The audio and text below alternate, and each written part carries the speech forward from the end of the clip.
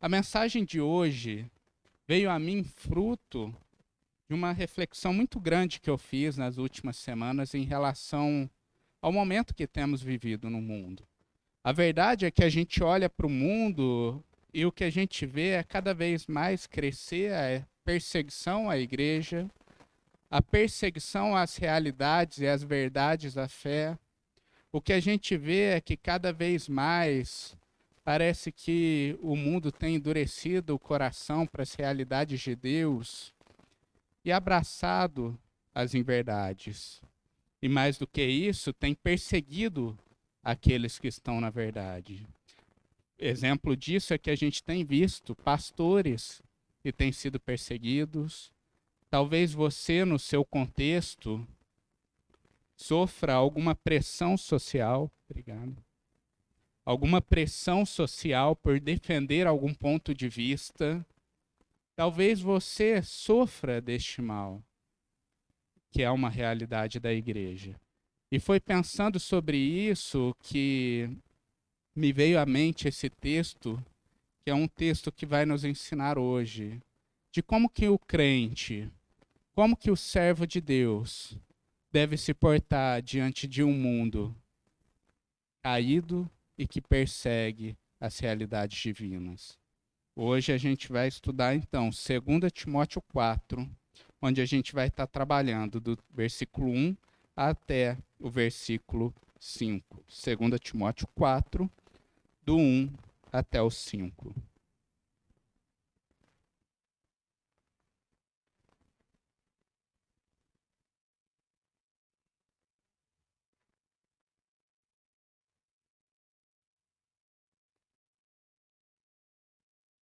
Palavra de Deus diz: na presença de Deus e de Cristo Jesus, que há de julgar os vivos e os mortos por sua manifestação e por seu reino, eu o exorto solenemente. Pregue a palavra, esteja preparado a tempo e fora de tempo. Repreenda, corrija, exorte com toda a paciência e doutrina, pois virá o tempo em que não suportarão a sã doutrina. Ao contrário, sentindo coceiras nos ouvidos, juntarão mestres para si mesmos, segundo seus próprios desejos.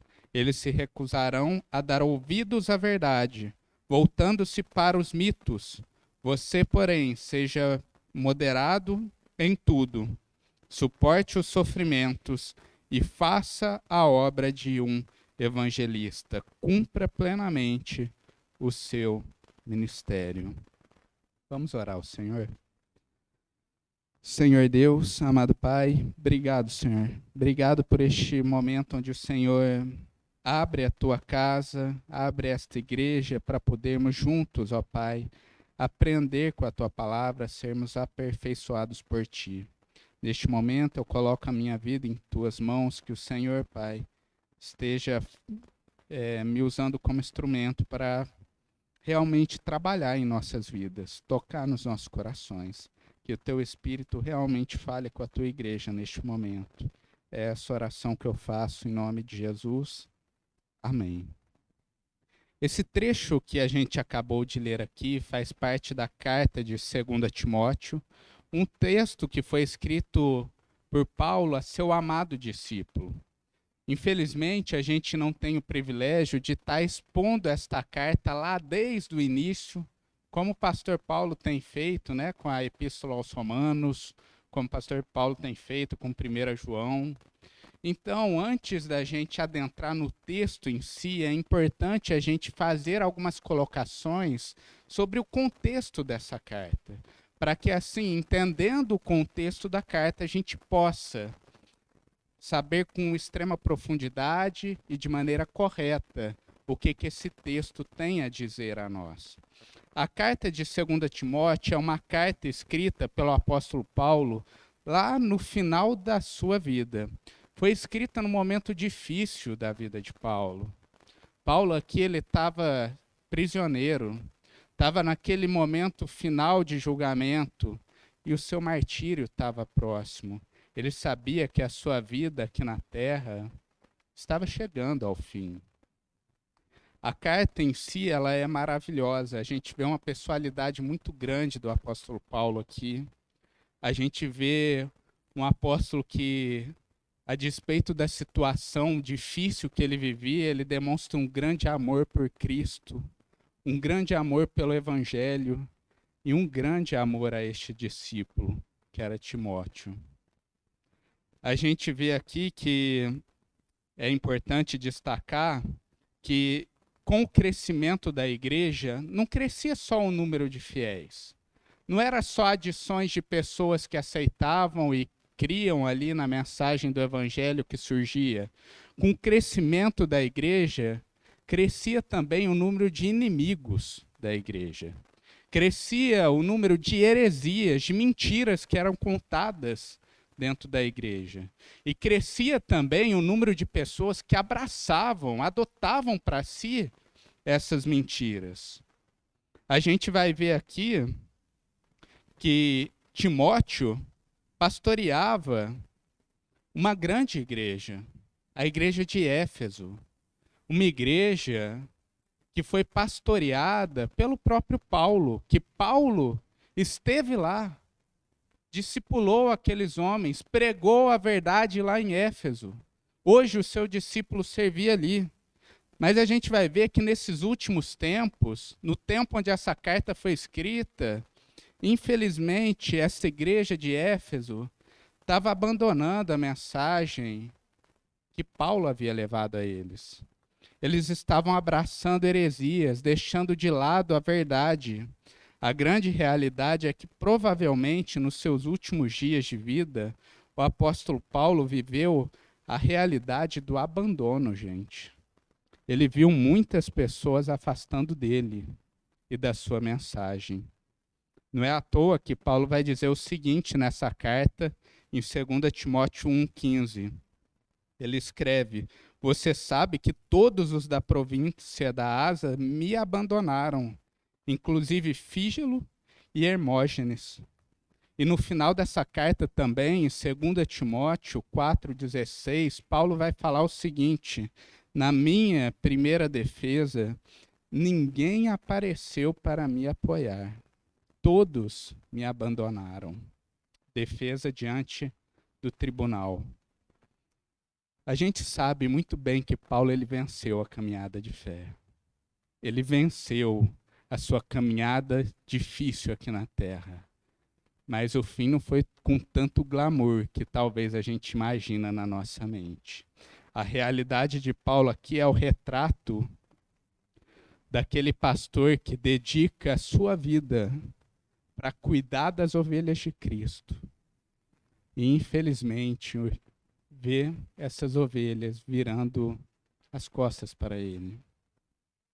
Aqui eu queria abrir um parênteses que não está aqui dentro do contexto da mensagem em si, mas é uma lição importante quando a gente olha para esse retrato de Paulo.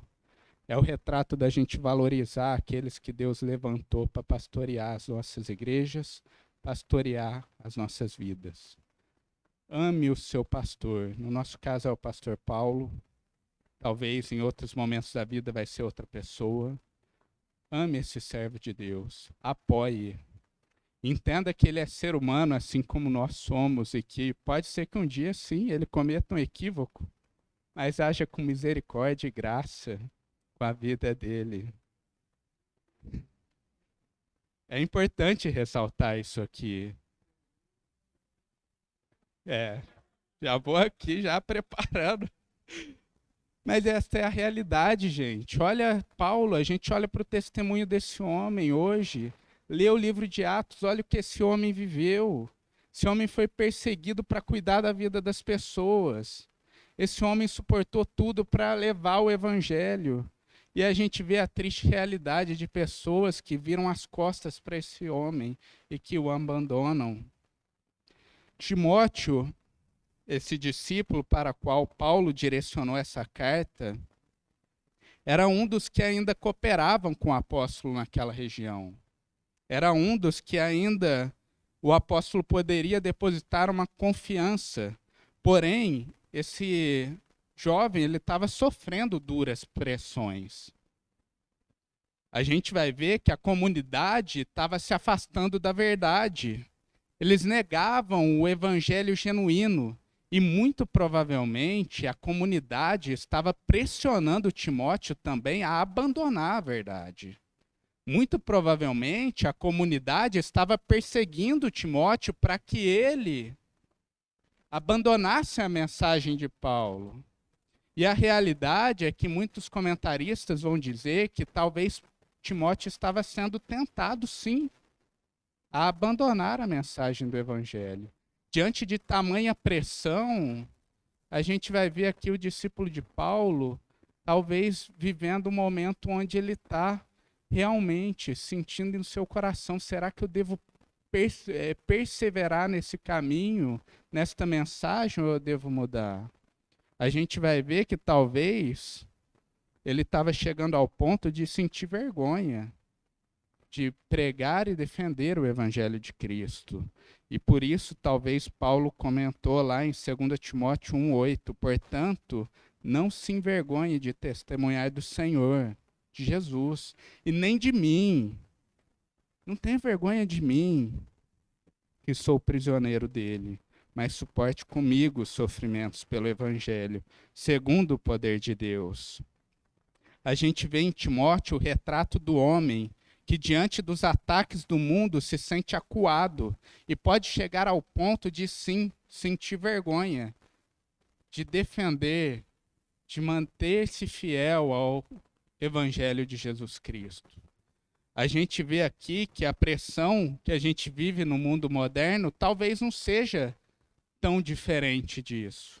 A verdade é que os pregadores têm sido pressionados por muitas comunidades, que muitas vezes o pregador quer levar ali o evangelho genuíno e a comunidade quer ali, de alguma forma, arrastar a pregação para outra coisa.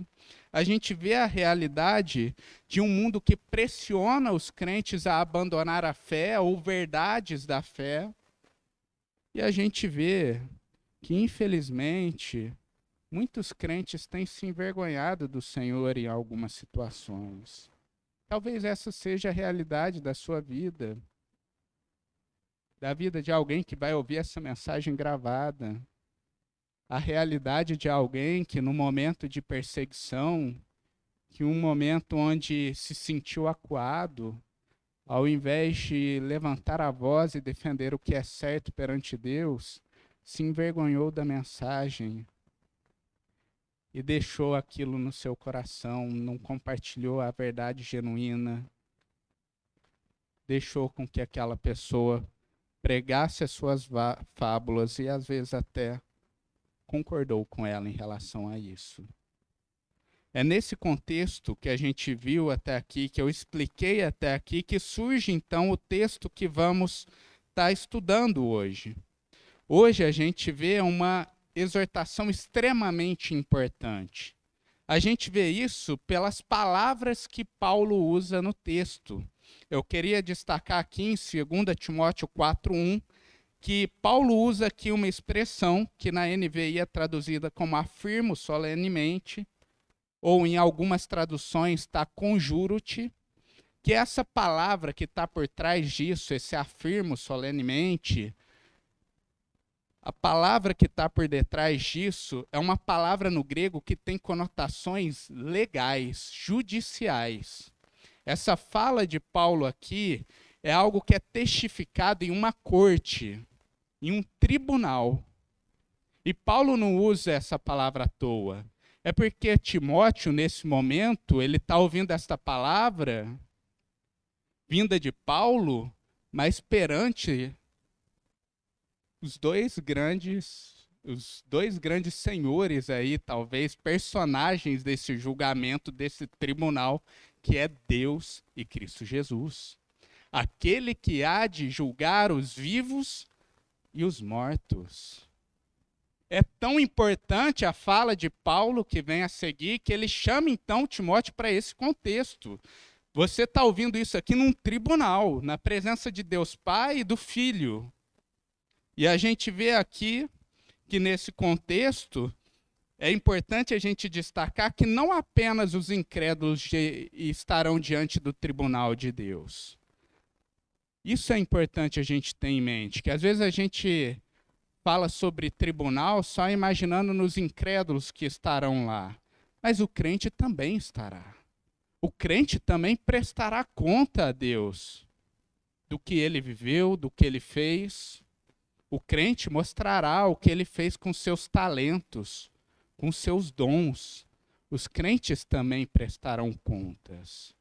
E aqui, Paulo, quando chama esse jovem que está nesse contexto de pressão, nesse contexto de vergonha, nesse contexto de timidez, de covardia, quando ele chama diante deste tribunal, essa exortação vem com peso, não só da autoridade apostólica de Paulo, mas da autoridade do próprio Deus, que está lá, diante de Timóteo, reforçando cada palavra, cada vírgula que vai ser falada aqui, pronunciada aqui pelo apóstolo. É diante desse tribunal, então, que Timóteo ouve Paulo, a fala que Paulo vai proferir. Uma fala que vem, então, com esse peso do Senhor sentado no seu trono no tribunal. Paulo inicia sua exortação em 2 Timóteo 4:2, onde ele vai fazer o uso aqui de 5 verbos no imperativo. Eu queria destacar esses verbos aqui. É o pregue, esteja preparado, repreenda, corrige e exorte. Se você pegar aqui o original no grego, todos esses verbos estão no imperativo. O imperativo é uma qualidade verbal que quer dizer a ideia de ordem. É muito diferente do, por exemplo, o optativo. O optativo é outra característica de outros verbos que vem com aquela coisa do desejo, é algo que é opcional, algo que a pessoa vai ou não ali cumprir. Quando Paulo usa aqui o exortativo, é a ideia de ordem. Isso aqui não tem opção, não há opção, é simplesmente faça isso.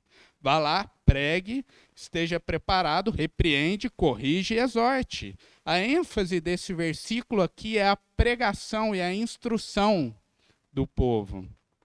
Paulo ordena que seu discípulo, mesmo diante da perseguição que ele estava sofrendo, que ele se mantenha firme naquele que é talvez o principal papel da igreja aqui na terra, que é proclamar o reino de Deus, que é instruir, que é proclamar a Bíblia, a palavra. É interessante ressaltar para a gente aqui essa ideia da palavra. Se a gente estivesse trabalhando o livro como um todo, a gente ia ver que durante o livro, Paulo já tinha falado sobre guardar a palavra, sobre sofrer pela palavra, sobre permanecer na palavra. E agora, então, o apóstolo, nesse desfecho, ordena que ele pregue esta mensagem. É importante a gente ressaltar aqui que naquele tempo eles não tinham a Bíblia como a gente tem, totalmente compilada, né? Na verdade, ainda tinha livros que seriam escritos depois deste, de 2 Timóteo, mas desde lá da igreja primitiva, eles já tinham plena consciência de que o Antigo Testamento era a palavra de Deus, eles já tinham registros, né, sobre falas e ensinos de Jesus Cristo, e também, desde lá da igreja primitiva, a gente vê que os apóstolos já vinham com peso de autoridade. Não é à toa que Pedro, na sua carta, ele vai falar para as pessoas, olha, estudem as palavras de Paulo, compreendam a palavra de Paulo. É difícil de compreender, às vezes é difícil, a gente tem experimentado disso aqui em Romanos, né? Mas ele fala, olha, aprendam essas palavras. Então a gente vê aqui que nesse contexto, quando Paulo indica para Timóteo que pregue a palavra, o que Paulo tinha em mente aqui ao escrever é: pregue o Antigo Testamento, pregue os ensinos de Jesus Cristo, pregue o que os apóstolos têm ensinado. Essa proclamação de Timóteo deveria ser em tempo ou fora de tempo. Em tempo e fora de tempo. É importante a gente entender aí esse jogo de palavras que Paulo usa aqui. Muitas vezes a gente vê pessoas utilizando desse texto para passar aquela ideia do crente que está o tempo todo falando de Jesus, né? Não pode ir ali, entrou no círculo, está falando de Jesus. É importante a gente proclamar a realidade de Cristo, é importante, mas como o pastor Paulo sempre fala, o crente é para ser diferente, não esquisito. Não tem nada de errado em, às vezes, a gente ter conversas casuais de outros assuntos e a gente se alegrar e conversar sobre outras coisas. A ideia que Paulo transmite aqui, quando ele fala em tempo e fora de tempo, a palavra que está por trás daquilo é a palavra kairos, né, ou kairos, né, que é aquela ideia do tempo oportuno. O que Paulo está falando para Timóteo aqui é falando, meu discípulo, pregue, mesmo se for o tempo oportuno, parece que está tudo jogando a favor, né? A igreja está comprando a ideia, até o mundo lá fora parece que aquietou um pouco, parece que tudo está dando oportunidade para a mensagem crescer. E a gente viu isso na história da igreja, se você estudar, você vai ver os grandes avivamentos, milhares de pessoas se arrependendo, milhares de pessoas aceitando ali a Cristo, países sendo então remodelados pela palavra, é o tempo oportuno. Mas ao mesmo tempo, Paulo destaca aqui, não é só nessa hora, Timóteo, que você tem que ser corajoso e pregar a palavra. Fora de tempo também. Quando não for o tempo oportuno, você deve também proclamar. Nos dias que o mundo estiver perseguindo, você não se cala. No dia que a igreja estiver te perseguindo, ou a igreja não está comprando a mensagem do evangelho, você não se cala. Você continua pregando. Você continua ali ensinando a verdade para essas pessoas. Nos dias que você está passando por angústias e sofrimentos, nesse dia também, pregue. A ideia aqui é que o crente não deve condicionar a proclamação do reino em relação às situações em que ele está envolvido. Eu não devo pregar só nos dias bons, só no dia que tudo está dando certo. Eu devo pregar nos dias ruins. Eu devo pregar nos dias difíceis da igreja, como a gente tem vivido, né? Dias difíceis. Dias onde muitos até abandonaram a igreja local. Mas é nesse momento que a igreja tem que pregar, continuar pregando. Esta é a realidade. A gente tem que saber que nos dias difíceis a gente deve ter coragem, porque uma das características do crente é a coragem. Em 2 Timóteo 1,17, nessa mesma carta, o apóstolo Paulo vai dizer a Timóteo, pois Deus não nos deu espírito de covardia, mas de poder, de amor e de equilíbrio. E é então com esse espírito corajoso, esse espírito que realmente não é impactado por este mundo exterior, que a gente deve continuar pregando. Hoje a gente tem o privilégio, gente, de ter em mãos toda a palavra de Deus compilada. Privilégio que talvez esses homens não tiveram, né? Naquela época tinham cartas que eles nem tinham lido até aqui, né? E a gente tem tudo isso compilado. Olha que privilégio que Deus nos deu. 2 Timóteo 1,7. Isso eu tinha falado outro? Ah, tá joia, 1,7. A gente tem que ter em mente, então, gente, que a Bíblia é muito mais do que um instrumento de estudo pessoal, mas ela é um conjunto de verdades que devem ser anunciadas. A gente tem que aproveitar esse privilégio que tem de ter as Escrituras, se debruçar diante dela, e a gente ter ciência que tudo isso que Deus tem falado ao nosso coração, tudo isso que eu tenho aprendido aqui, eu tenho então que anunciar, proclamar. Eu destaco aqui que a fé vem por meio da proclamação do Evangelho. Uma igreja pode existir sem prédio. Uma igreja pode existir sem caixa de som, sem microfone da Ana Maria Braga, sem todas essas coisas. Mas uma igreja não pode existir sem a palavra de Deus. Foi por meio da palavra que Deus criou o mundo. Foi por meio da palavra que Deus chamou Abraão. E é por meio da palavra que o Senhor instituiu a igreja. E é por isso que irmãos nossos que são perseguidos, muitas vezes não têm o privilégio de estar igual a gente aqui, sentado num banquinho de madeira, às vezes estão debaixo de uma caverna, escondido. Mas lá há uma igreja, mesmo sem tudo isso aqui, sem todo esse luxo aqui, porque lá tem um que abre a palavra de Deus, e juntos então eles escutam essa verdade. Paulo continua sua exortação a Timóteo, então, de uma maneira muito curiosa, em 2 Timóteo 4, do 3 ao 4. Ele vai dizer o seguinte: pois virá o tempo em que não suportarão a sã doutrina, pelo contrário, sentindo coceiras nos ouvidos, segundo seus próprios desejos, juntarão mestres para si. Eles se recusarão a dar ouvidos à verdade, voltando-se para os mitos. Eu falo que essa fala é muito curiosa, porque Paulo acabou de falar de pregação, de exortação, ensino, e talvez na nossa mente, para estimular esse jovem a fazer essas coisas, talvez Paulo deveria partir para a ideia de falar os frutos da pregação, né?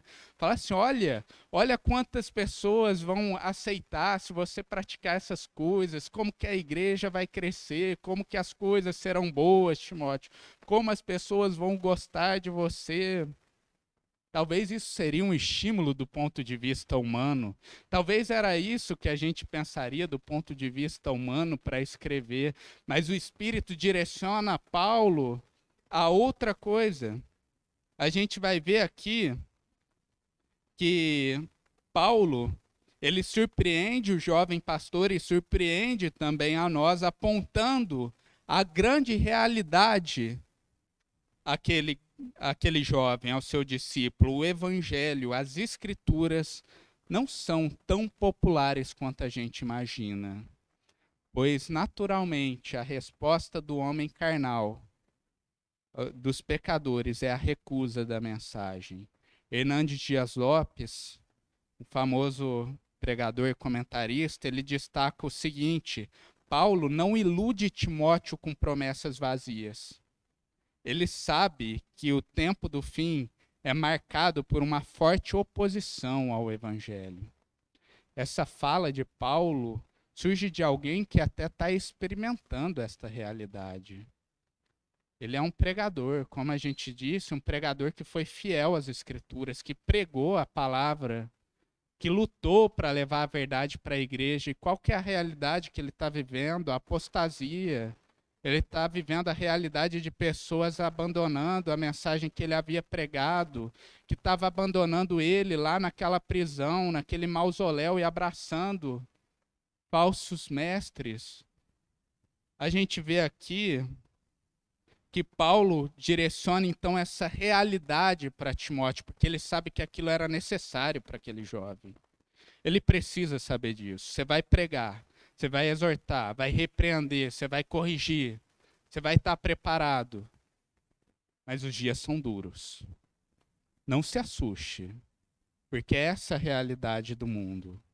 A gente vai ver que a história mostra para a gente a oposição dos homens contra a palavra de Deus, as verdades de Deus. No Antigo Testamento, a gente vai ver o profeta Jeremias dizendo o seguinte, em Jeremias 5:31. Os profetas daquele tempo de Jeremias profetizam falsamente, e os sacerdotes dominam de mão dadas com eles. Naquele tempo de Jeremias, a gente vê o quê? Falsos profetas ali, proferindo coisas que eram agradáveis aos homens, mas não era a verdade do Senhor. E o que a gente vê? Os sacerdotes, os líderes ali, andando de mão dadas, dominando de mão dadas com aqueles profetas falsos. No Novo Testamento, a gente vê a realidade de oposição a Cristo Jesus. A gente vê a oposição aos apóstolos. A gente vai ver a oposição aos líderes da igreja, a gente vai ver Estevão ali martirizado. A gente vê Paulo aqui nesta carta em 2 Timóteo 4, 14 e 15, falando: Alexandre, o ferreiro, causou-me muitos males. O Senhor lhe dará retribuição pelo que fez. Previna-se contra ele, Timóteo, porque se opôs fortemente às nossas palavras. Paulo sofreu essa oposição, ele sabe o que é isso.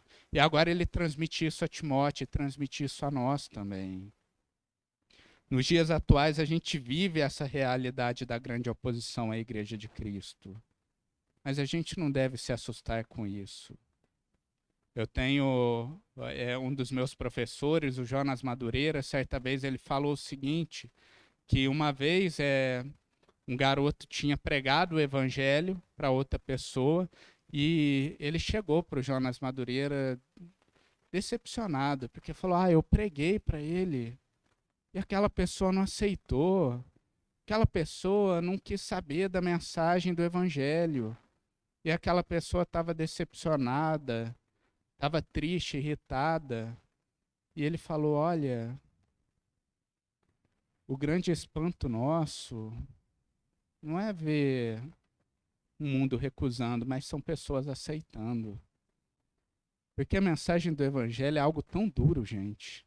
É algo que entra lá no cerne do problema do ser humano.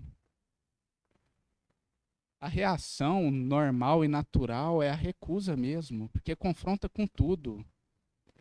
E é por isso que às vezes eu me pergunto, por que hoje eu estou aqui, né? Como que eu fui aceitar essa mensagem? Como eu posso viver essa realidade? Isso talvez seja o que mais me surpreende. A gente vê aqui que pastores nos dias atuais têm sido julgados, levados a julgamento judicial por palavras proferidas dentro do contexto da igreja.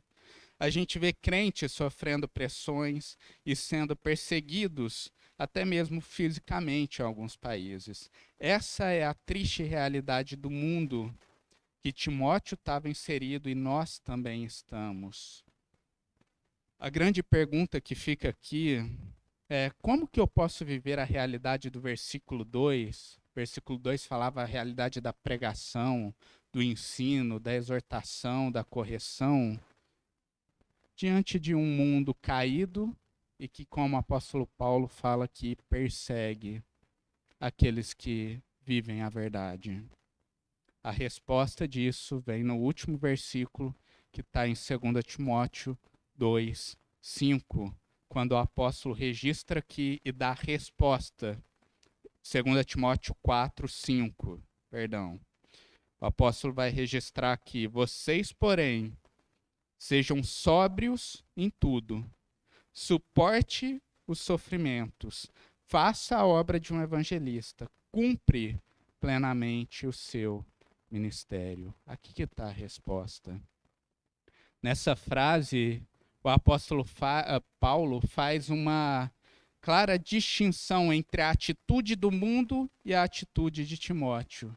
Enquanto o mundo vive essa ideia da embriaguez em relação aos falsos ensinos, aos seus prazeres, aquilo que eles querem ouvir, aquilo que está cheio em seu coração, Paulo faz aqui, então, uma clara diferença do que é esperado do seu discípulo. Se o mundo está embriagado de cobiça e de desejo, o homem de Deus deve ser sóbrio. E essa é a ideia da sobriedade aqui. Quando Paulo fala de sobriedade, essa característica aponta para nós a ideia do estável, do racional. O apóstolo Paulo exige de Timóteo tranquilidade e atitude equilibrada diante de todas essas questões. Final de semana agora a gente vai ter mais uma vitória do Palmeiras e um campeonato da Libertadores que vamos levantar a taça. E o técnico do Palmeiras, ele tem uma atitude que às vezes eu brinco com os colegas meus palmeirenses, Que seja quando o Palmeiras faz gol ou quando o Palmeiras toma gol, ele sempre faz a mesma coisa. Ele fica com o dedinho na cabeça assim, ó. Para os atletas todos. Quando eles fazem gol, quando eles tomam. O que é a ideia ali? Olha, se mantém sóbrio. Mantém a mente no lugar. Você fez gol. Não vai lá e fica aí desconcentrado e toma outro gol logo em seguida. Rapaz, a gente tem um flamenguista direto pregando aqui. Tem que balancear, né? Tem que balancear o púlpito. Mas a gente vê aqui que, ao mesmo tempo, ele fala para os jogadores: ó, vocês tomaram o gol, tá situação difícil, peraí, se mantém sóbrio. Não vai entrar na pilha, não. Não vai dando chutão, não. Lembra daquilo que a gente ensaiou. Lembra daquilo que vocês aprenderam nos treinos. E assim também é o homem sóbrio que Paulo está destacando aqui. O crente é aquele que se mantém atento e sóbrio diante das tentações, que se mantém sóbrio diante dos desafios. É aquele que se mantém firme, na verdade. Por isso que é estranho, às vezes, você encarar a realidade de pessoas que estão dentro da igreja e que vive aquela instabilidade. A pessoa fica 6 meses na igreja, está fazendo de tudo, está empenhada em tudo, quer fazer tudo, está querendo ouvir a verdade, está querendo estar nos cultos, e aí passa 6 meses, vai lá e, tanto faz para mim a igreja. E vai lá e fica 1 ano sem ir na igreja, sem ouvir a palavra, sem ler a palavra, sem ter momentos com o Senhor. Aí depois de 1 ano, então, vai lá e volta também, de novo. E fica nesse vai e volta, vai e volta. E aí talvez você sim questione a conversão dessa pessoa. Será que realmente ela teve um encontro genuíno com Cristo? Porque uma das marcas daquele que realmente é firme no Senhor, tem uma fé verdadeira no Senhor, essa sobriedade, essa mente estável diante das aflições e dos contratempos que o mundo apresenta. Além disso, Paulo vai destacar a Timóteo a necessidade de suportar os sofrimentos. Com isso, isso quer dizer que ele deve fazer a obra de evangelista, pregador do evangelho, plenamente disposto a suportar os maus tratos que está envolvido nisso.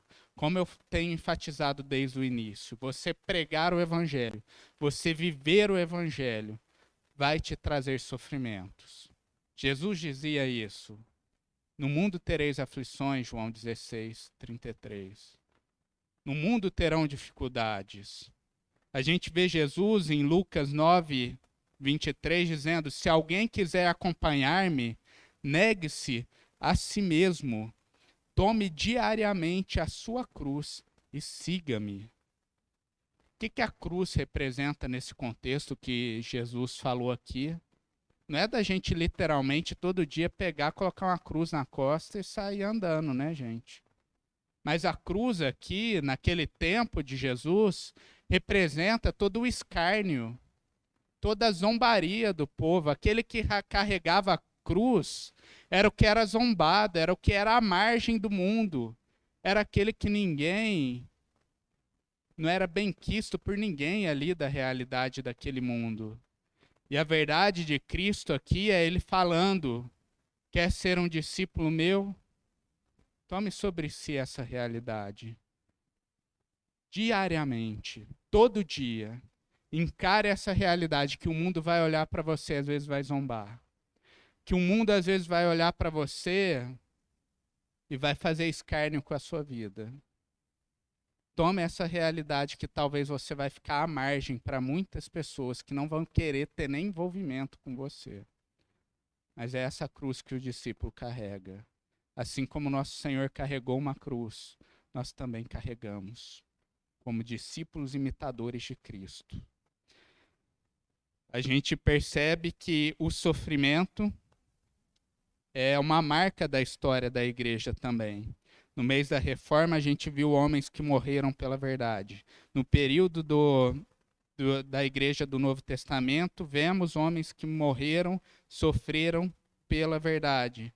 E a gente vê os próprios apóstolos sendo martirizados. E eu queria destacar aqui um grande exemplo que é dado por nós, por dois apóstolos, que é Pedro e João.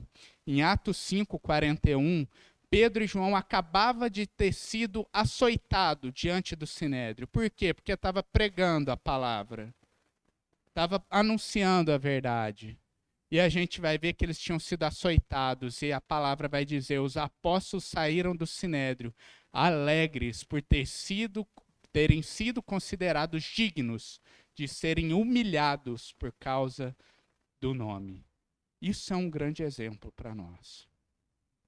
Isso é a realidade. Como a gente pode viver a realidade do versículo 2, de pregar, de ensinar, de viver a verdade, diante de um mundo caído que é apresentado no versículo 3 e 4. Seja sóbrio, mantenha a cabeça no lugar, seja equilibrado e considere, suporte esses sofrimentos. Não suporte como se isso fosse um peso, e aqui eu queria destacar. Suporte como se isso fosse um privilégio, porque é um privilégio poder sofrer pelo nome de Jesus. É só a igreja que tem esse privilégio. É só a gente que tem esse privilégio. E a gente tem que se alegrar nisso, gente. Se alegrar muito nisso. Glória a Deus, porque estamos sofrendo pelo nome dele, pelas verdades dele.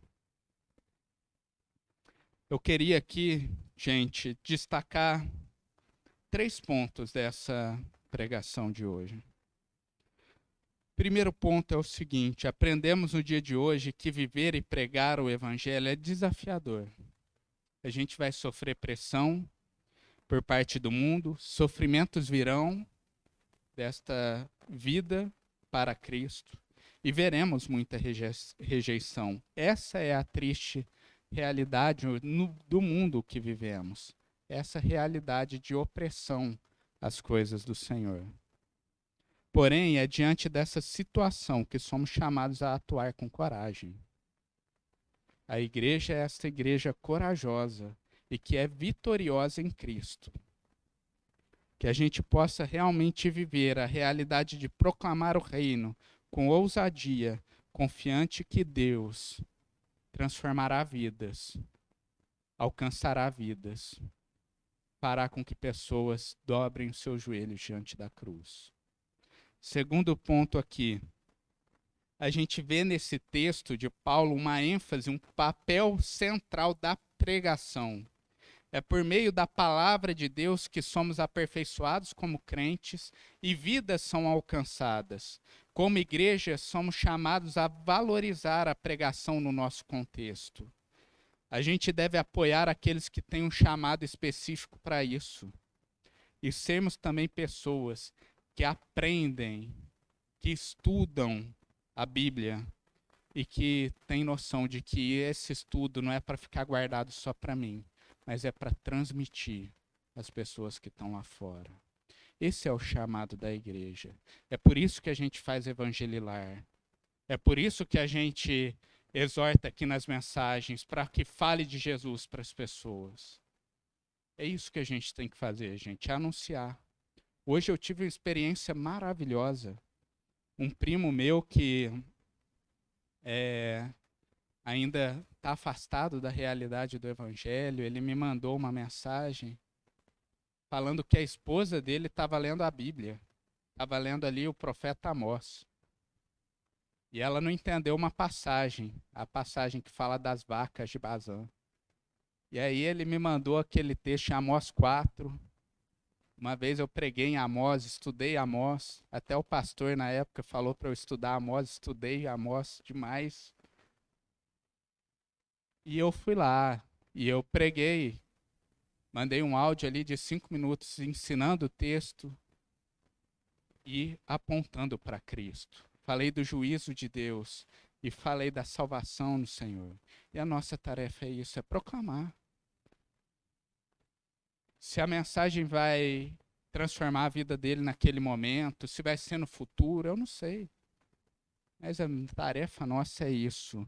E é isso que a gente vê Paulo enfatizando aqui. Devemos pregar em tempo ou fora de tempo.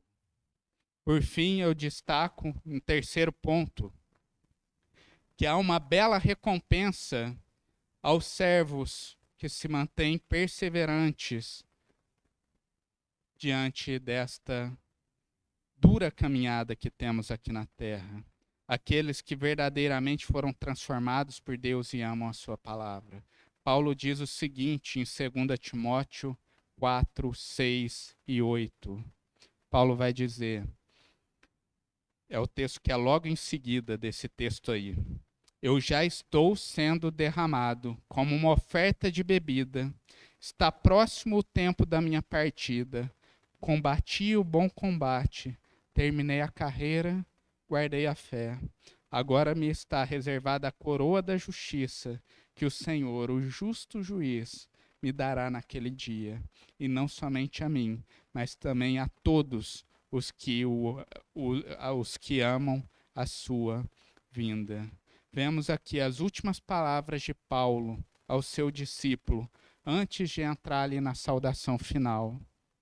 Nesse breve trecho, Paulo expõe a grande recompensa dos servos que se mantêm fiel, que vence essa dura corrida, que é a presença de Jesus, o justo juiz, pela eternidade, e a vitória que conquistamos por meio de Cristo. Esta é a grande recompensa. É por isso que a gente vive essa realidade de, mesmo diante de um mundo que persegue, que oprime, nós vivemos e pregamos a verdade, porque sabemos que no final receberemos a coroa do Senhor.